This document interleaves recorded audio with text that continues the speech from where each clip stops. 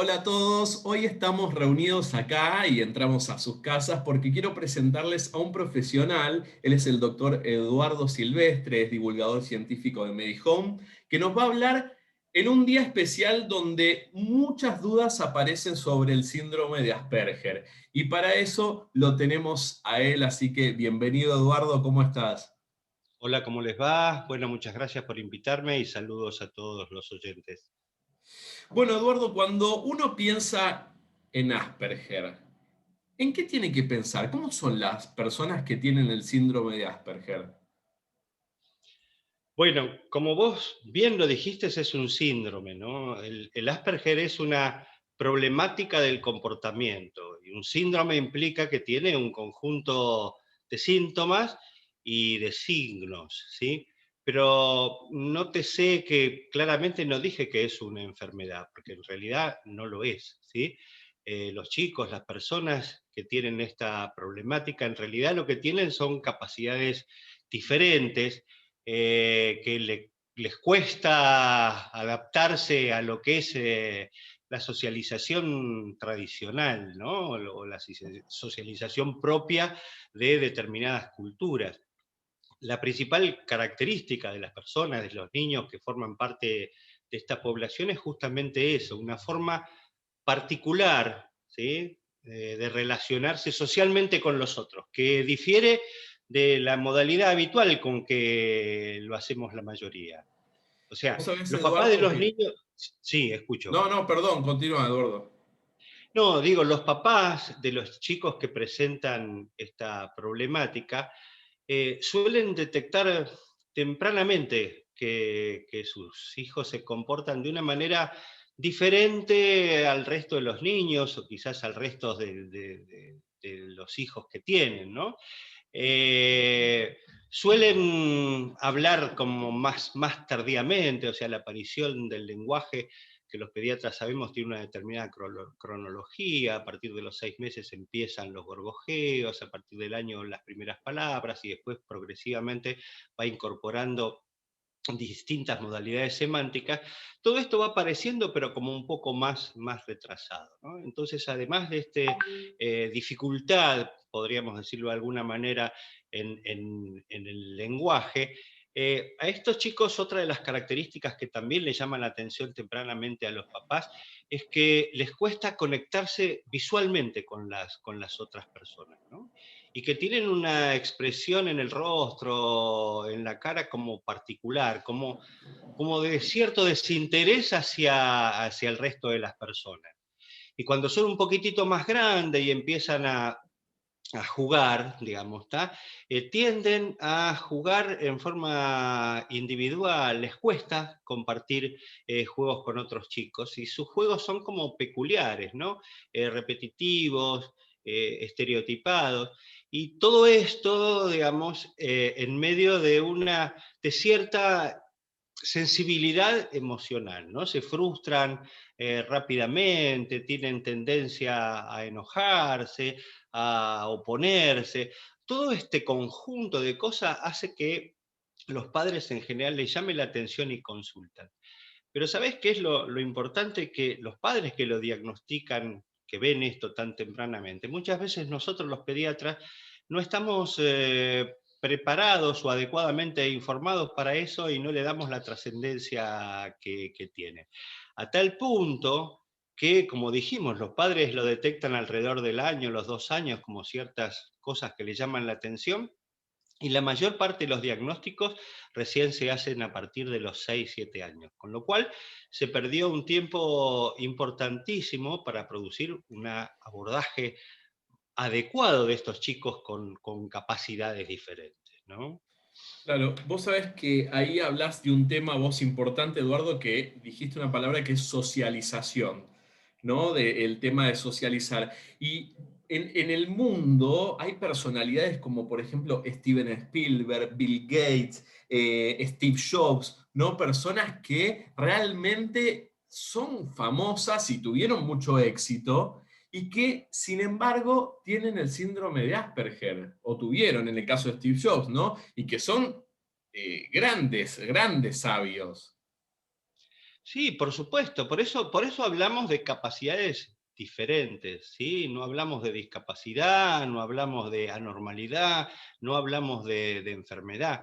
Eh, Esta es una problemática que tiene un origen, bueno, nos está acompañando el gato acá. Muy bien.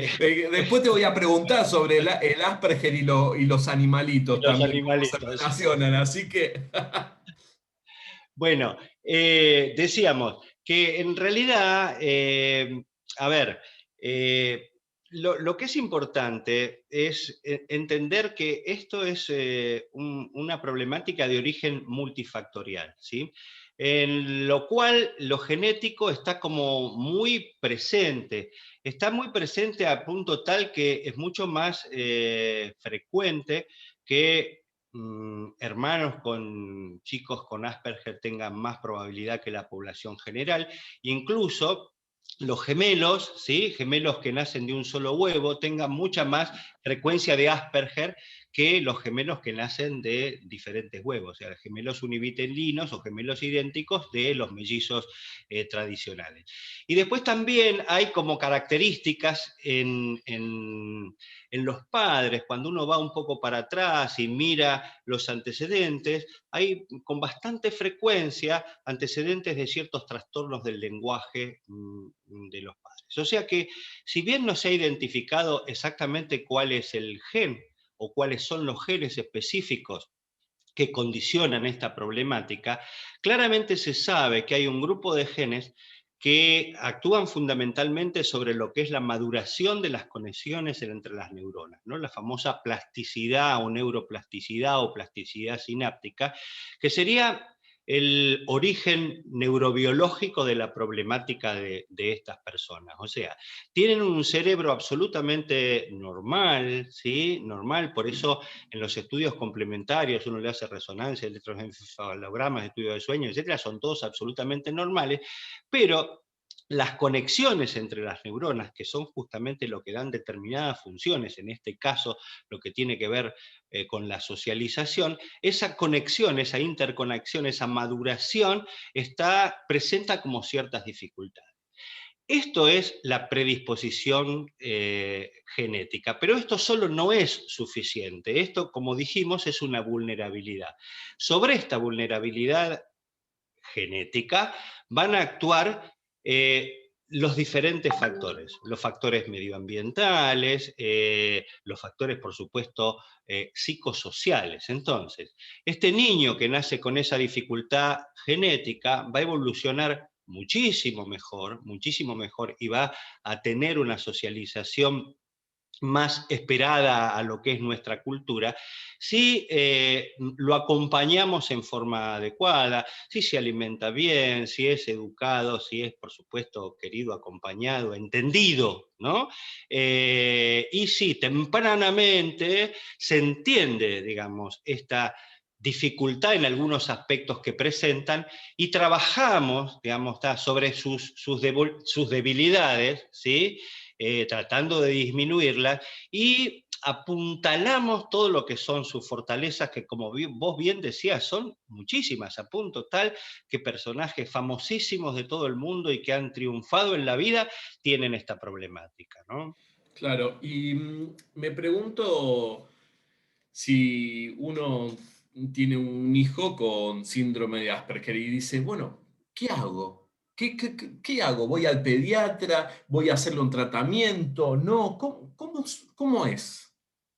Bueno, acá es fundamental, esencial, la verdad que es muy atinada tu pregunta, la participación activa del pediatra, ¿sí? El pediatra, siempre el pediatra, no es porque yo sea pediatra, pero siempre el pediatra, independiente de cuál sea la problemática, aunque sean problemáticas sumamente complejas y necesiten la intervención de muchos especialistas, siempre el pediatra es el que tiene de alguna manera que coordinar ese grupo de abordaje. En todo abordaje multidisciplinario donde participan diferentes especialidades, siempre tiene que haber uno, digamos, ¿no? Que es el que capitanea, por decir de alguna manera, el referente principal.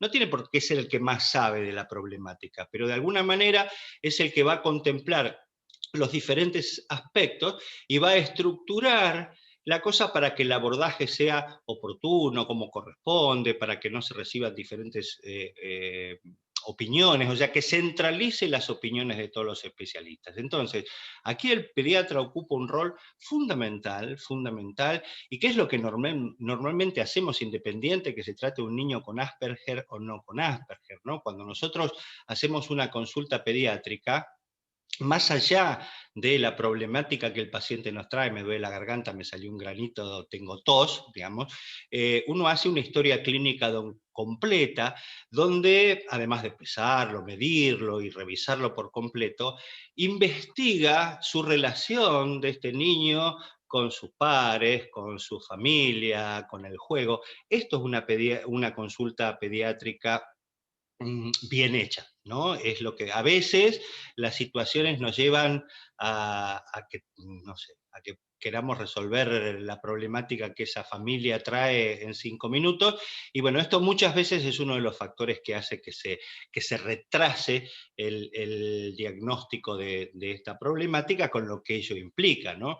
Por eso, aquellos que ya peinamos canas y que tenemos mucho tiempo de ejercicio de la profesión, tratamos de inculcarle a los profesionales más jóvenes la importancia, ¿no? Del abordaje de cualquier problemática, el Asperger por supuesto, pero de cualquiera desde este lugar, ¿no? Desde el lugar del cuerpo, de lo que el paciente trae, pero sin dejar de lado todo el contexto, todo lo que rodea a ese paciente, a esa familia, e investigar cada una de las cosas, ¿sí? Uno se da cuenta de si un niño tiene determinadas problemáticas o no, simplemente mirando en el consultorio cómo ese niño se comporta con el juego, cómo se comporta con los padres, cómo se mueve dentro del consultorio. O sea, todas esas son cosas fundamentales que debemos hacer los pediatras, ¿no?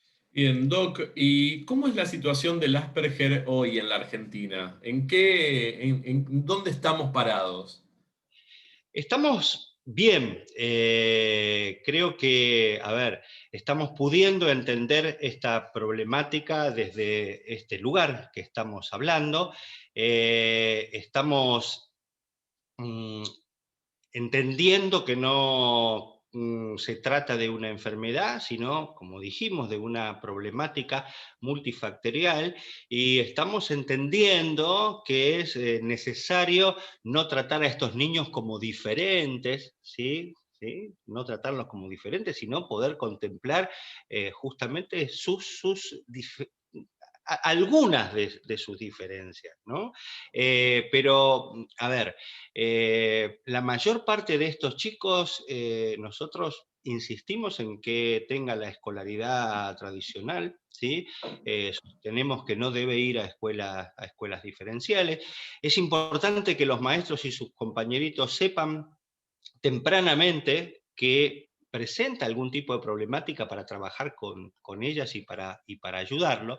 Y en función de todo esto se han creado organizaciones internacionales y locales que trabajan muchísimo sobre esto, informando, investigando, y a su vez sirviendo de referencia para los padres que tienen chicos con esta problemática, ¿no?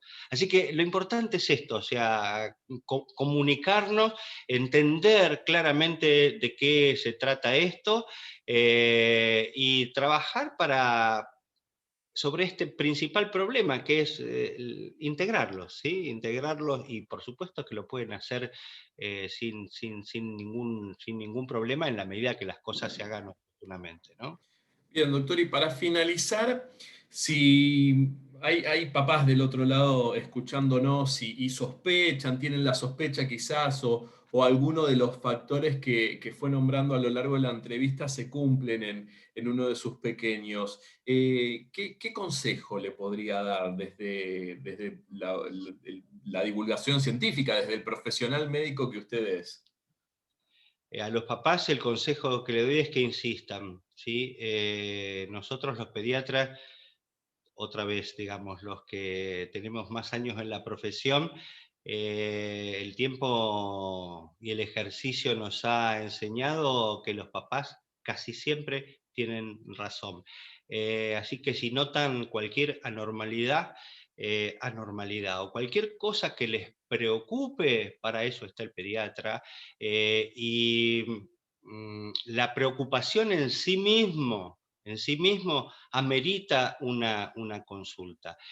Si notan que del otro lado hay un profesional que puede escuchar lo que se les está lo que le están transmitiendo y que puede evaluar diferentes situaciones, entonces ahí pueden quedarse tranquilos. Pero ante la duda, digo esto común, yo trato de llevarlo al lenguaje habitual, ¿no? Porque esto nos suele pasar cuando uno investiga y diagnostica a los 8 o 10 años un Asperger, por ejemplo, y le pregunta a los padres, ¿consultó? Sí, pero consulté 25.000 veces, pero me dijeron siempre que esto no era nada, que era normal, que ya se le iba a pasar. ¿Sí? Así que, nada, el mensaje para los padres es que cuando sientan una problemática, una angustia, una cosa, vayan al pediatra, insistan con el motivo o la situación que los aqueja, y para los pediatras en general que podamos ser receptores de esto que los padres nos están transmitiendo. Muy bien, muchas gracias, doctor Eduardo Silvestre, por acercarnos un poquito más y hacernos que nuestra ignorancia sobre el síndrome de Asperger sea menor de la que teníamos antes de esta entrevista. Gracias por comunicarse y dejarnos entrar en su casa, a Canal 26 y a Diario 26, y por también hacer que esto no sea más que una preocupación, sino una ocupación de los padres que puedan llegar a sospechar que sus hijos pueden llegar a tener el síndrome de Asperger.